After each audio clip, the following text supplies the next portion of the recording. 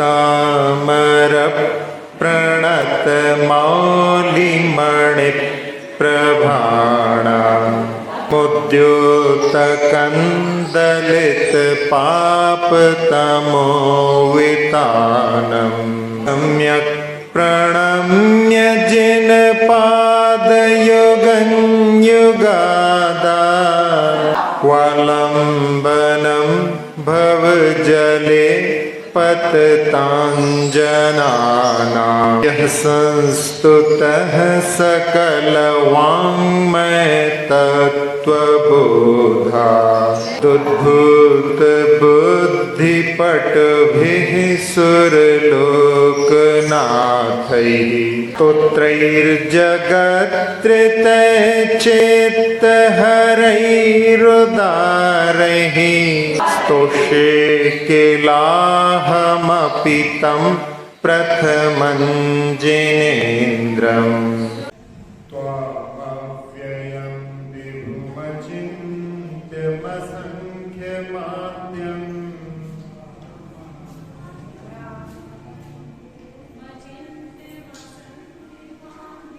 ब्रह्माण्डमीश्वरमनन्तमनङ्गकेतुम्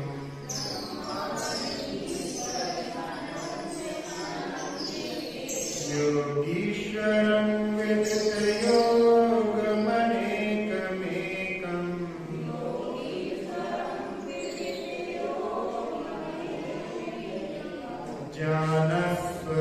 ज्ञानस्वरूपममलं प्रवदन्ति सन्तः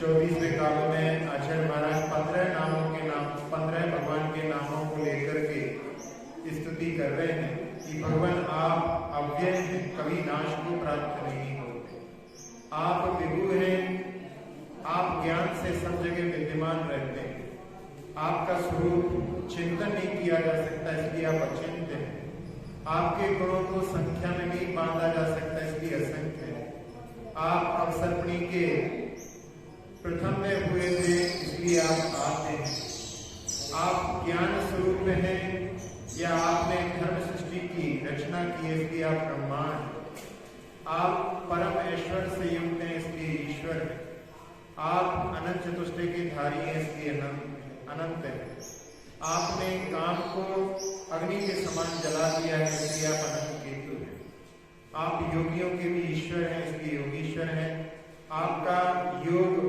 प्रख्यात है, विदित है इसलिए विदित योग है, पर्याय की दृष्टि से आप अनेक हैं और द्रव्य दृष्टि से एक हैं, आप ज्ञान स्वरूप हैं, कभी कसायों से परिणत नहीं होते, आप अघातिया घातिया कर्मों रूपी मनों से रहित हैं इसलिए आप अमल हैं, ऐसा आपके लिए नामों से संत लोग उच्चारण करते हैं। आज अपन 25वें काव्य को लेंगे। इस काव्य का अपन पहले गद्य के रूप में उच्चारण कर लेते हैं। बुद्धस्त्वमेव विबुधार्चित बुद्धिबोधा, बुद्धस्त्वमेव विबुधार्चित बुद्धिबोधा,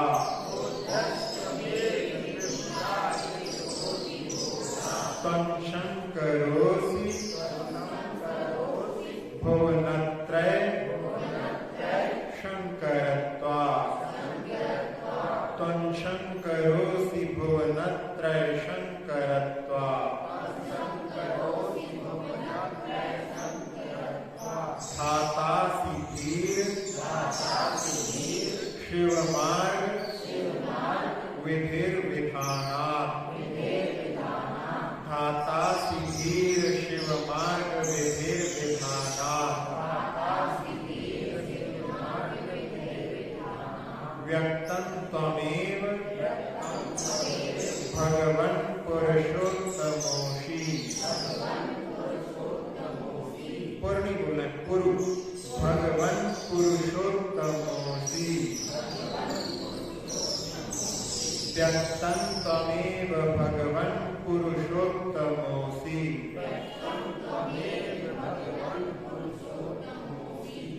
बुद्धस्त्वमेव विबुधा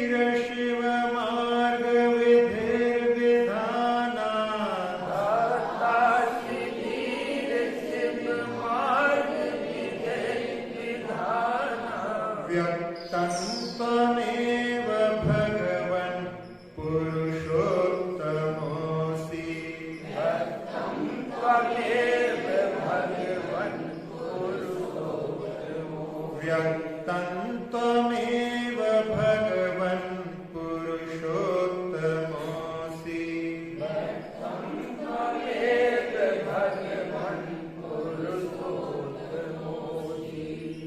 इस 25वें काव्य में भगवान की स्तुति करते हुए आचार्य महाराज कह रहे हैं,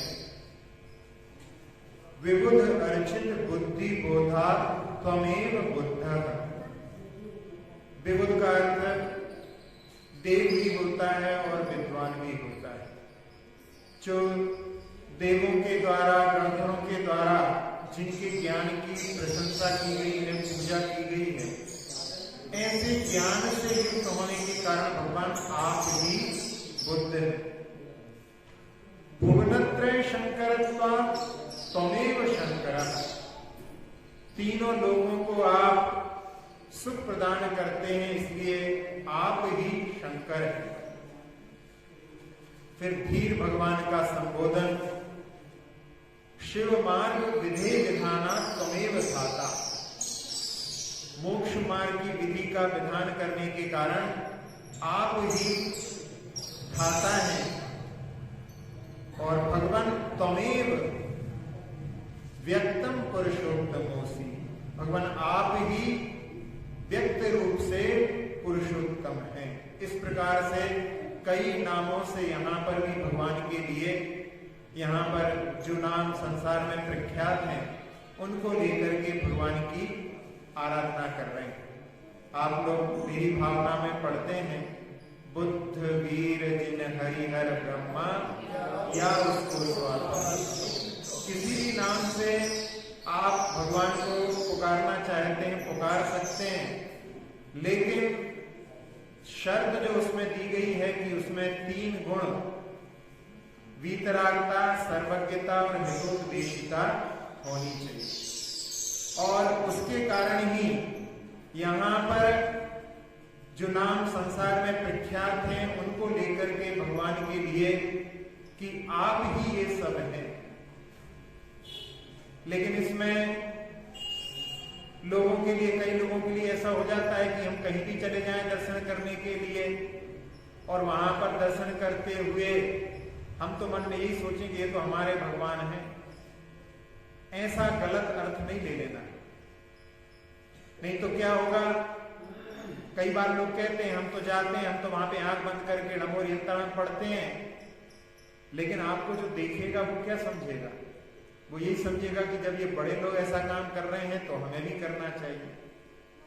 और जब हम सबको एक तराजू में तोल देंगे तो वैसी स्थिति बनेगी जैसे उसमें कहा जाता है कि अंधेर नगरी चौपट राजा, टके शेर भाजी और टके शेर खाजा, सबको एक समान तोल दिया। इसके लिए यहाँ पर ये नहीं बताया जा रहा है। यहाँ पर अपने लिए भगवान कौन है जो अपने पूज्य हैं, उसके ऊपर विचार करने के लिए ये स्तोत्र में ये पाठ किया है। आचार्य समंतभद्र स्वामी ने रत्नकंड श्रावकाचार में शुद्धानम परमार्थानाम माप्तागम तपोभृताम, जो परमार्थ भूत आप्त आगम और तपोभृत हैं, उनके ऊपर विश्वास करना, उसको सम्यक दर्शन कहा। यदि हम परंपरा से जो भगवान चले आ रहे हैं उनको ही मान रहे हैं, हमने उनके भगवान के बारे में कुछ भी विचार नहीं किया, तो हमें इस काव्य के माध्यम से भगवान के गुणों पर विचार करके अपनी श्रद्धा को और प्रखर बनाने की आवश्यकता है। क्योंकि रूढ़ियों के कारण में कई घरों में कुल देवता की भी आराधना होती है। कभी कभी लोग आस पड़ोस से प्रभावित होकर के कभी कभी इधर उधर भी चले जाते हैं। तो फिर हम किसको अपना आराध्य माने? जब तक हमें सच्चे देव का बोध नहीं होगा तब तक हमारी यथार्थ श्रद्धा नहीं हो सकती। क्योंकि संसार में बुद्ध भी हैं, शंकर भी हैं, विधाता भी हैं, पुरुषोत्तम भी हैं, तो फिर मैं किसकी उपासना करूं? ये प्रश्न आचार्य महाराज ने स्तोत्र के माध्यम से समझाने का प्रयास किया है। कई ऐसे परमात्मा भी होते हैं जिनके बारे में कहा जाता है कि जो एक बार मुक्ति को प्राप्त करने के बाद में पुनः संसार में अवतार ले लेते हैं।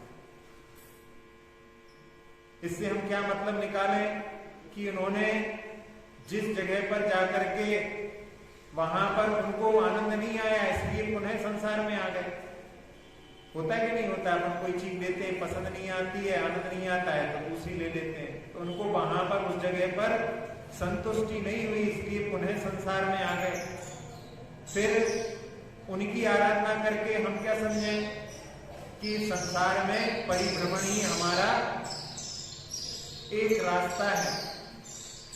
इसलिए हमें भगवान के स्वरूप पर विचार करने के लिए, यहाँ पर विचार करने के लिए हमें कुछ नामों के माध्यम से आचार्य महाराज प्रेरणा दे रहे हैं कि हमको किसको ग्रहण करना है, किसको ग्रहण नहीं करना है, इस पर विचार करना है।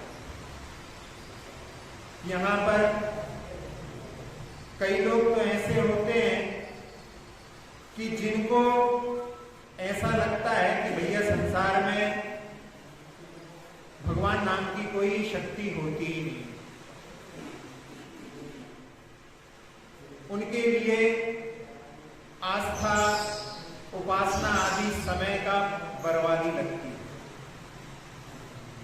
और बहुत सारे लोग आस्थावान भी होते हैं और उनमें आपस में जो आस्तिक होता है, नास्तिक होता है, उनमें आपस में बातचीत भी चलती है, वाद विवाद भी होते हैं। लेकिन देखा गया है जो आस्थावान होते हैं, जो आस्तिक होते हैं, उनके शरीर में जब रोग आदि उत्पन्न हो जाते हैं तो उस समय में उनकी प्रार्थना, उनकी आस्था उनको जल्दी ठीक करने में कारगर होती है। मतलब किसी के ऊपर यदि अपन आस्था रखते हैं तो वो हमारे लिए हीलिंग के लिए अच्छा कारण माना जाता है। अमेरिका की कई यूनिवर्सिटी में वहां पर प्रेयर को जोड़ा गया है, जहां पर मेडिकल के स्टडीज कराई जाती है। क्योंकि प्रेयर के लिए कहा जाता है कि prayer does not change the God. प्रार्थना भगवान को परिवर्तित नहीं करती। प्रेयर चेंजेस हिम हू प्रेज। प्रार्थना करने वाले को परिवर्तित कर देती है। इसलिए प्रार्थना करना, आस्था रखना तो ठीक, लेकिन किस पर आस्था रखना, इस पर हमको विचार करना है।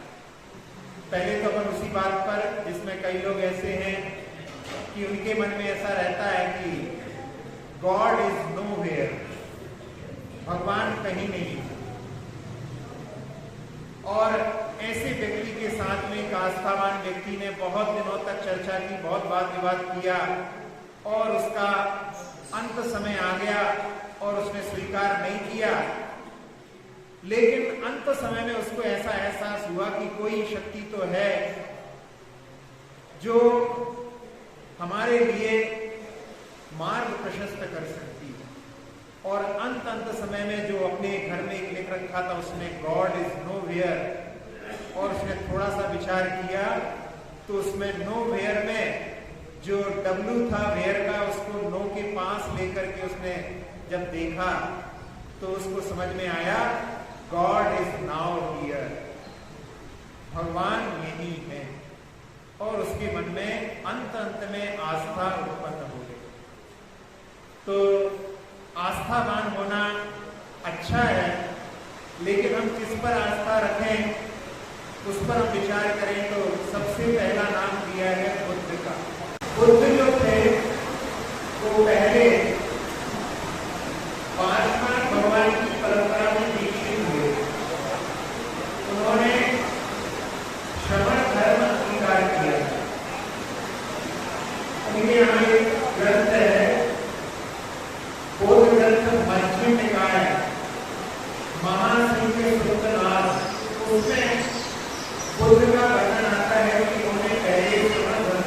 स्वीकार किया।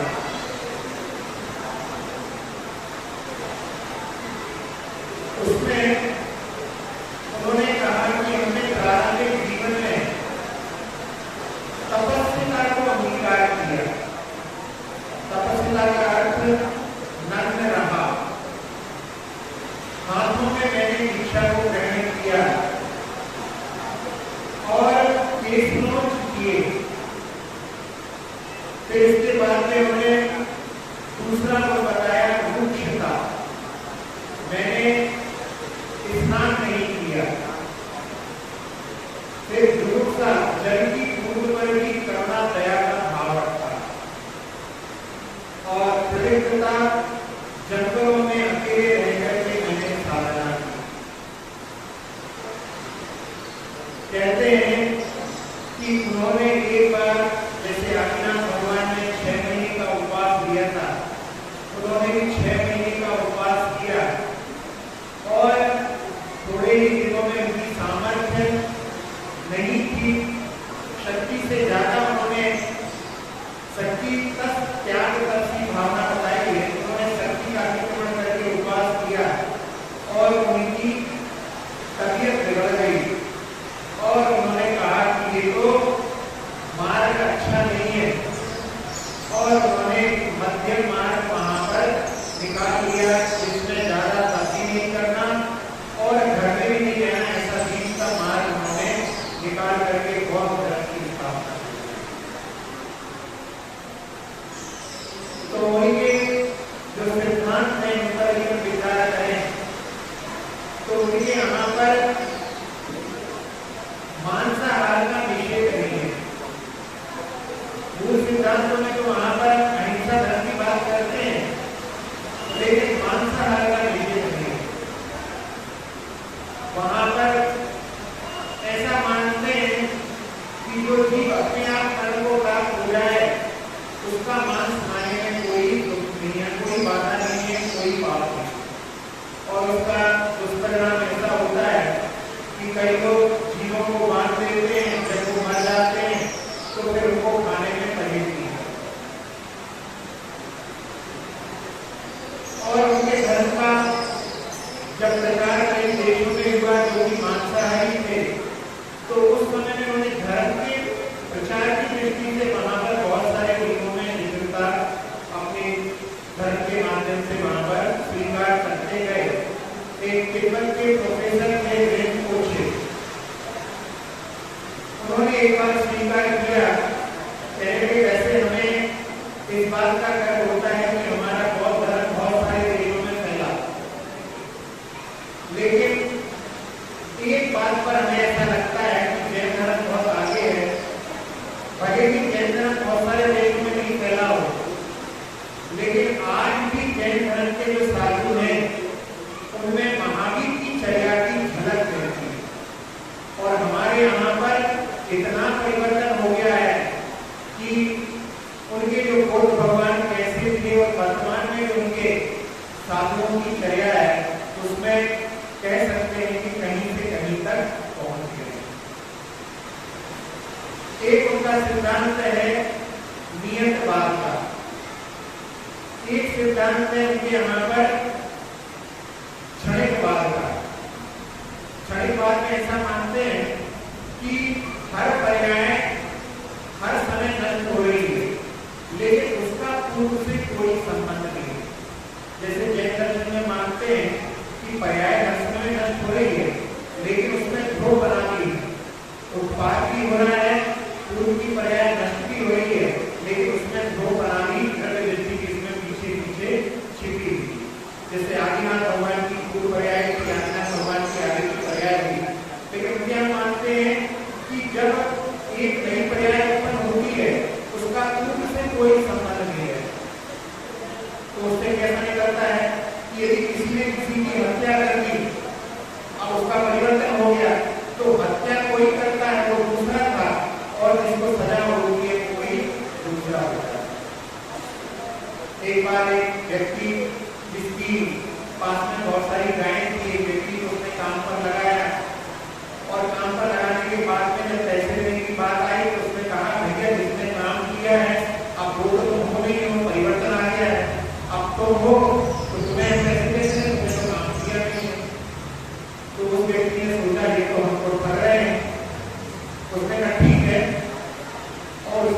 उनके गायों को वहां से चुरा करके नीचे रखने लगे। और जबकि गाय कम हुई तो उन्होंने पूछा भाई गाय कहाँ गई, तो उसने भी कह दिया कि जिसने गाय चुराई है वो तो कोई और है, मैं तो कोई दूसरा हूँ। तब उनको समझ में आया कि ये सिद्धांत हम जिसके आश्रय दे रहे हैं वो यथार्थ सिद्धांत नहीं। तो ऐसे यहाँ पर कह रहे हैं कि भगवान जो बौद्धों का सिद्धांत है वो वास्तविक सिद्धांत ना होने के कारण में हमारे उपासनीय नहीं, हमारे तो उपासनीय योग्य वही हैं जिनके ज्ञान की प्रशंसा गणधर स्वामी ने की है, देवों ने की है। ऐसे आप ही भगवान बोलते हैं, वो पुत्र कोई हुए होंगे लेकिन वास्तव में वही सही बोलते हैं जिनके ज्ञान संपूर्ण जानने में समर्थ है, सर्वज्ञता को जहाँ पर जिसके गुणों की विचित्रता में कहा जाता है वही हमारे उपासना के योग्य हैं। फिर इसके बाद में दूसरा बिंदु इसमें दिया गया है भुवनत्रय शंकरत्वात् त्वमेव शंकरः। संसार में जिनको शंकर भोलेनाथ कहा जाता है उनके लिए एक नाम चलता है अर्धनारीश्वर। उसमें ऐसी फोटो बना देते हैं कि आधा उनका शरीर जो है स्त्री का है और आधा उनका पुरुष का।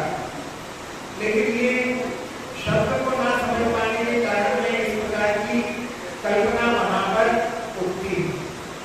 आचार्य भीमसेन स्वामी ने अर्धनारीश्वर का अर्थ बताया है अर्धनारी ईश्वर, जिनके आगे शत्रु नहीं है ऐसे ईश्वर। यानी जिन्होंने अपने 8 धर्मों में 4 भारतीय धर्मों को नष्ट कर दिया है, इसलिए भगवान अर्धनारीश्वर का अर्थ है अहंकार।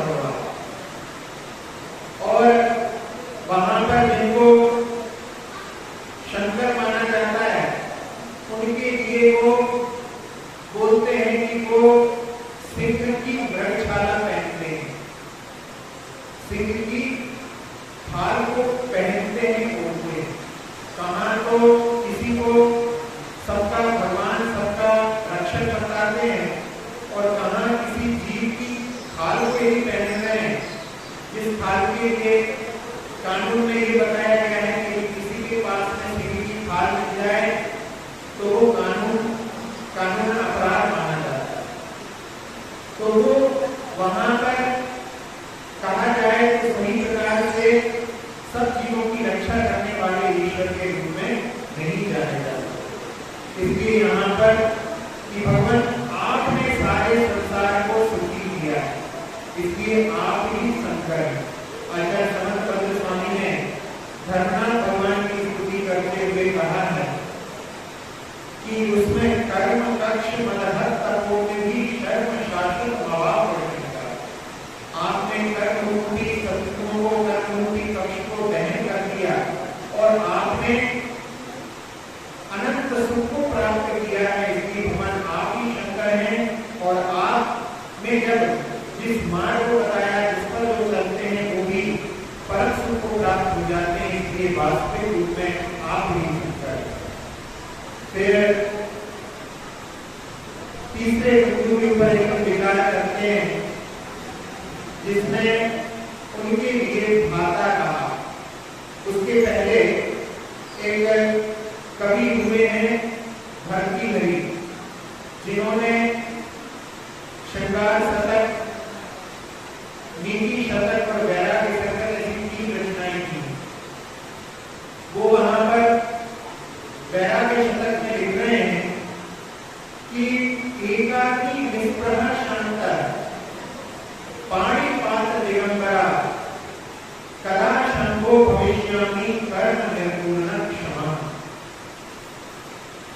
एकाकी मैं एक रहूं, निष्प्रय रहूं, यानी मेरी कोई इच्छाएं ना रहे और शांत रहूं।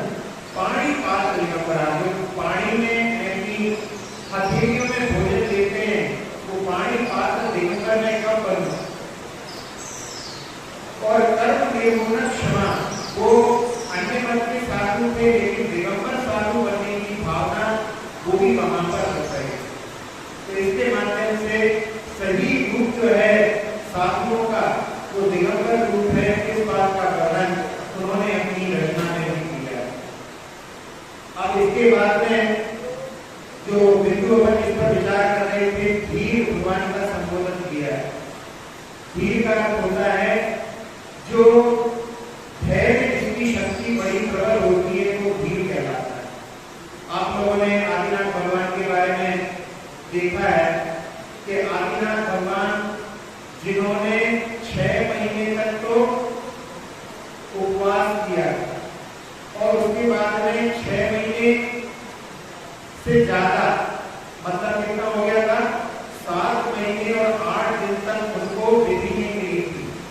तो 13 महीने 8 दिन तक उन्होंने वहां पर बिना आहार के धैर्य के साथ में, धीरता के साथ में उसको सहन किया और उसके कारण भगवान को 400 दिन के बाद में आहार हुआ। तो ये उनकी धीरता का प्रतीक है। अब इसके बाद में धाता कहा जाता है कि जो सृष्टि के रचयिता मानते हैं भगवान को, उनको धाता कहते हैं। इसके बारे में हमने पहले भी विचार किया था कि साइंस भी ऐसा मानता है कि किसी भी चीज की उत्पत्ति हम निर्वात से नहीं कर सकते, शून्य से, वैक्यूम से नहीं कर सकते। ऐसा तो हो सकता है कि कोई चीज में परिवर्तन कर सके। साइंटिस्ट कहते हैं कि substance can not be created nor destroyed although you can change from one form to another. आप पदार्थ को परिवर्तित तो कर सकते हैं, लेकिन पदार्थ को बनाने की सामर्थ्य किसी में नहीं।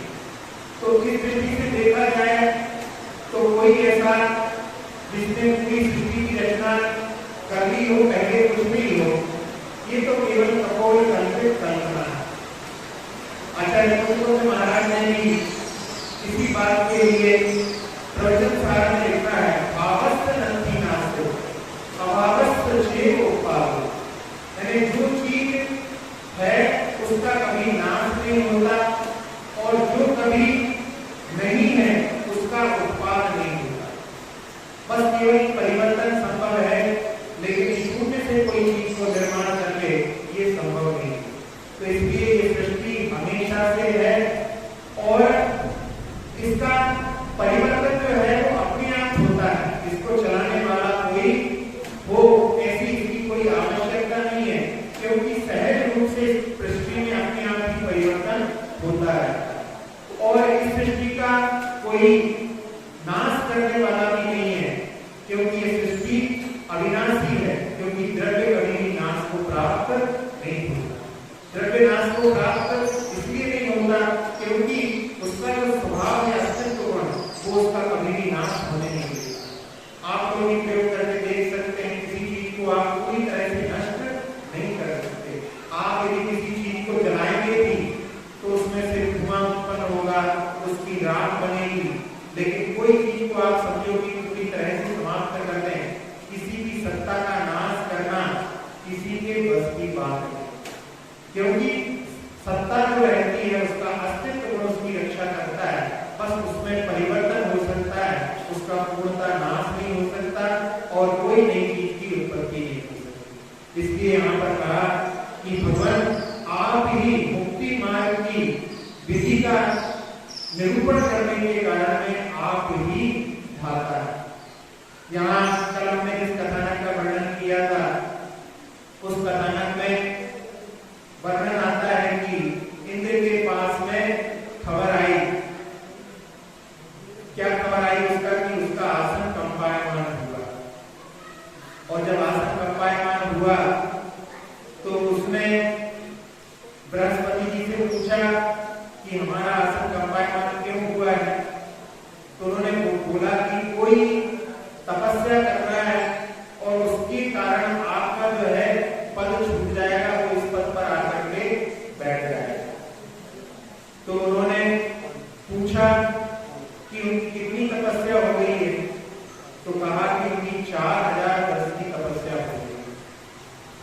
तो उस समय में उनकी तपस्या को नष्ट करने के लिए तिल सारी अप्सराओं की सुंदरता को लेकर के तिलोत्तमा नाम की एक अप्सरा तैयार की और उसके लिए उनकी तपस्या को नष्ट करने के लिए भेजा है।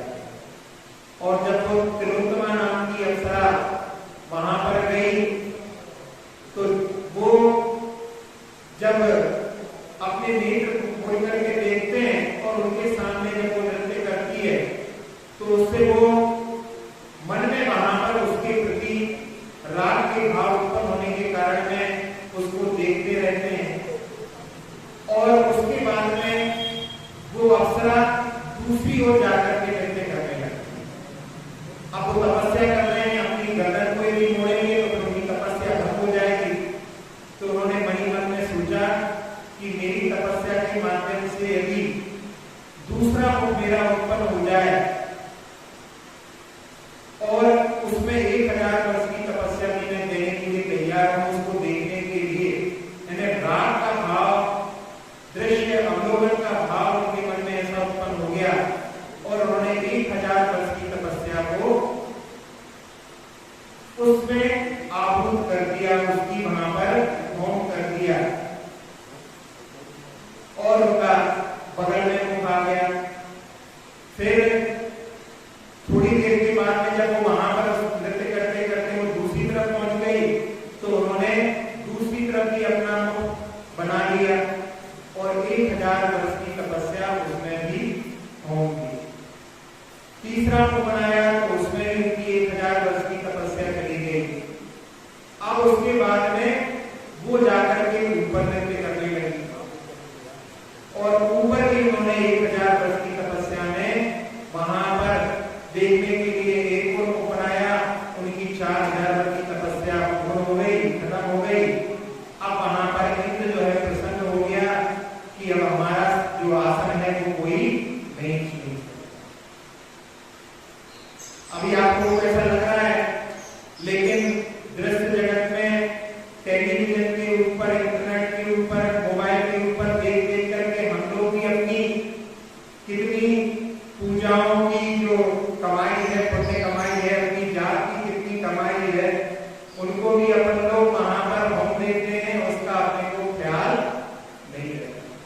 लेकिन उसके माध्यम से हमारे जीवन में जो हम पुण्य कार्य करते हैं वो वहां पर जरूर ही क्षति को प्राप्त होता होगा और उसके माध्यम से वहां पर जो दृश्य दिखा रहा है उसके लिए तो हो सकता है वहां पर कुछ आय हो रही हो।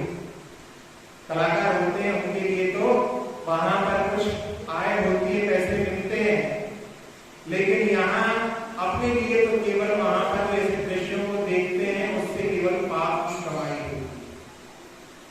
बिजली का बिल तो साथ साथ में आता ही है और साथ साथ में पाप का बिल भी वहां पर अपना बढ़ता रहता है। तो यहाँ पर उस बात के लिए कहा है कि भगवान आपने जो मुक्ति का मार्ग दिखलाया है उसकी दृष्टि से आप ही धाता है, अन्य कोई धाता नहीं। और इसके बाद में आखिरी में कह रहे हैं भगवान। भगवान शब्द जो होता है उसमें भग धातु है और भग धातु के 6 अर्थ होते हैं। एक ऐश्वर्य, ऐश्वर्य जो है भगवान का सम्मोषण सबसे उत्कृष्ट है। फिर परिपूर्ण ज्ञान, भगवान में परिपूर्ण ज्ञान भी है, तप भी भगवान का सर्वोच्च है और लक्ष्मी, अंतर का बहिरंग लक्ष्मी भी भगवान के पास में है और भगवान के पास में वैराग्य भी है और भगवान मोक्ष से संयुक्त भी है। इतने अर्थों में 6 अर्थों में भग धातु का अर्थ होता है। तो जिनके पास में ये विद्यमान होता है वो भगवान कहलाते हैं। तो यहाँ भगवान को भगवान संबोधन करते हुए कहा त्वमेव व्यक्तम पुरुषोत्तम होसी। 63 सलाह कृष्णों में जो नारायण होते हैं उनके लिए पुरुषोत्तम शब्द का प्रयोग होता है। श्री कृष्ण नारायण जो हुए हैं उनके बारे में इतिहास में ऐसा बताते हैं, एक बौद्ध विद्वान हुए हैं, उन्होंने अपनी पुस्तक में जिनका नाम धर्म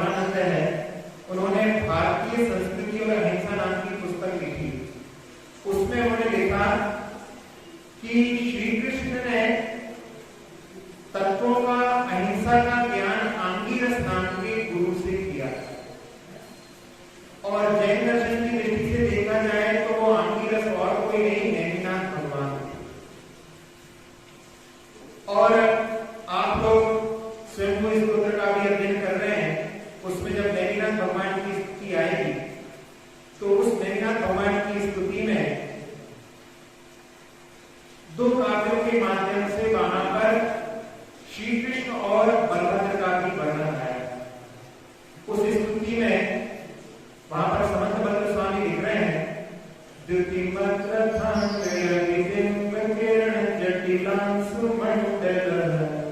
नील जलद जल राशि बपु से बंधु करुणति तुरीश्वर हल भ्रजते सदन भक्ति मुदित हृदयो जनेश्वर धर्म विनय रसिकौ सुतराचरणारविंद युगलम् प्रणेमतु। उसमें लिखा कि जिनका रथ का अंग यानी चक्र भगवान का जो सेवा करते समय में उनके शरीर पर चक्र शोभायमान हो रहा है, और साथ ही साथ में उनका रंग बताया है नील जलद जल राशि बपु। नील जलद यानी काले काले बादलों के समान, और जल राशि यानी समुद्र के रंग के समान जिनका शरीर है, और उनका ध्वजा का नाम दिया है गरुड़ केतुरीश्वर। तीन खंड के अधिपति होते हैं नारायण, तो जो नारायण के तीन खंड के अधिपति होने के कारण उनकी ध्वजा जो थी उसमें वहां पर गरुड़ का चिन्ह लगा हुआ, और हल भ्रजते जिनके साथ में बलदाऊ भी थे, और भक्ति मुदित हृदयो जनेश्वरो, वहां पर वो भक्ति से मुदित होकर के अपने भाइयों के साथ में वहां पर भगवान की स्तुति कर रहे थे। जिनसे उन्होंने अहिंसा का ज्ञान लिया उनकी वहां पर वो स्तुति कर रहे थे। आप लोगों के लिए मालूम होगा कि समुद्र विजय और वसुदेव दोनों ही भाई भाई थे। जो समुद्र विजय थे उनके पुत्र का नाम नेमिनाथ भगवान था, और वसु जो देव थे उनके पुत्र का नाम श्री कृष्ण था। तो दोनों ही चचेरे भाई थे। इसलिए यहाँ पर लिखा उन्होंने कि वहां पर सुदन भक्ति यानी उनके परिवार के लिए होने के कारण उनके प्रति उनकी भक्ति बढ़ रही थी। ऐसी स्तुति के माध्यम से वहां पर उनकी स्तुति करते हैं। तो इस दृष्टि से देखा जाए जो 63 सलाहकार पुरुष होते हैं, उन 63 सलाहकार पुरुषों में तीर्थंकर ही सर्वश्रेष्ठ होते हैं, क्योंकि वो मोक्ष का अंग होते हैं। बाकी सब लोग निकट भव्य तो होते हैं, लेकिन उस भव से मुक्ति प्राप्त करेंगे कोई जरूरी नहीं। बल्कि ऐसा होता है कि अधोगति के भी पात्र हो जाते हैं, आगे चल करके भले मुक्ति को प्राप्त करें, लेकिन उस भव से मुक्ति प्राप्त करें वो कोई जरूरी नहीं। चक्रवर्ती भी ऐसे हुए हैं, 2 चक्रवर्ती अधोगति के पात्र बने।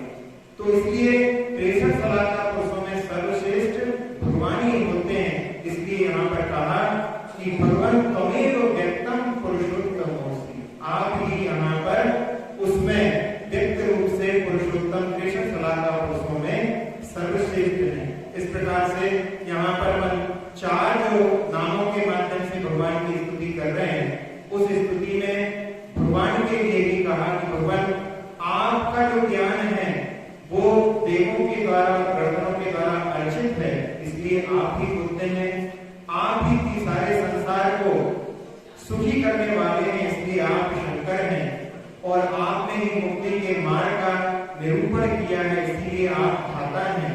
और भगवान व्यक्त रूप से आप ही कृष्ण सलाहकार पुरुषों में सर्वश्रेष्ठ है।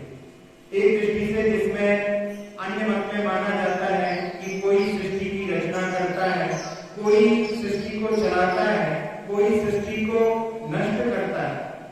जैन दर्शन में उसी बात का निरूपण इस प्रकार से किया जाता है कि हम अपने जो कर्मों की सृष्टि के निर्माता स्वयं हम अपने, यानी अपने संसार का निर्माण हम अपने भावों के माध्यम से करते हैं, और यदि हम चाहें तो उस सृष्टि का संचालन भी अपने भावों के माध्यम से कर रहे हैं,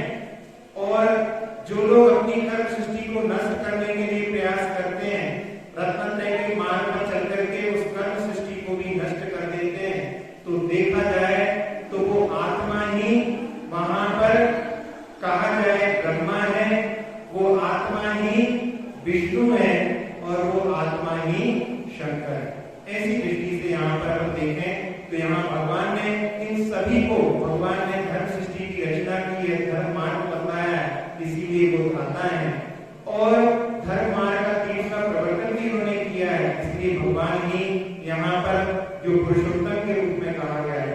और भगवान ने अपने कर्म सृष्टि को नष्ट किया है, इसलिए भगवान ही शंकर है, उसी के माध्यम से उन्होंने परम सुख को प्राप्त किया है।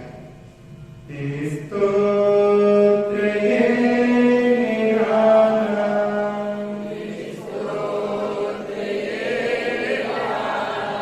सब दुख को भरने वाला,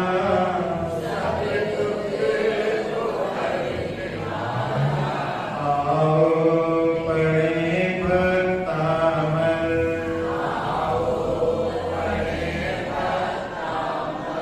प्रभु गुण की है ये माला,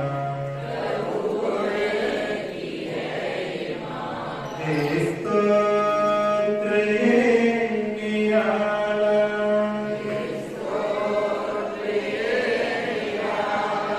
सुर पूज्य ज्ञान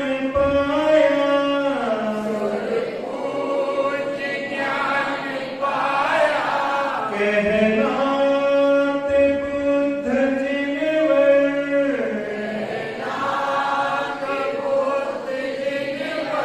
शिव मार्ग दिखा ब्रह्मा,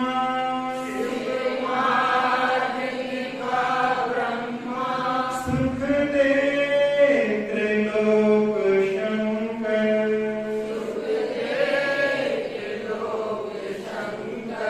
प्रभु आप ही पुरुषोत्तम,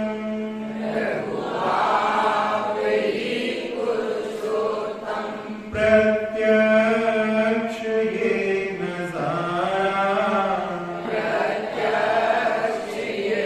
नजारा, आओ पढ़े भक्तामल,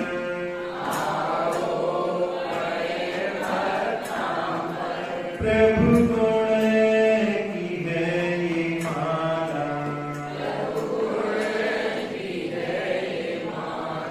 स्तोत्र ये निराला,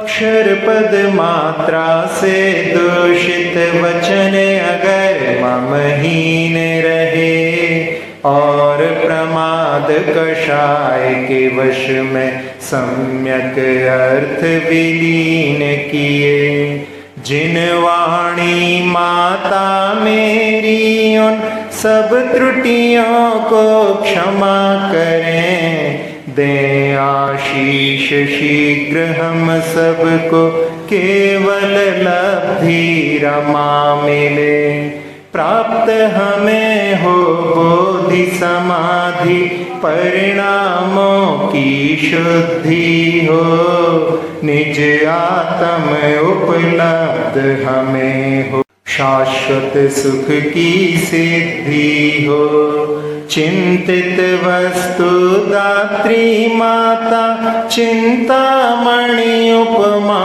भाती, करो वंदना पूर्ण विनय से चरण रखूं मैं ये पाती, कर जिन वाणी स्तुति तन की ममता टार, महामंत्र का जाप अब सभी जपें नभ बार।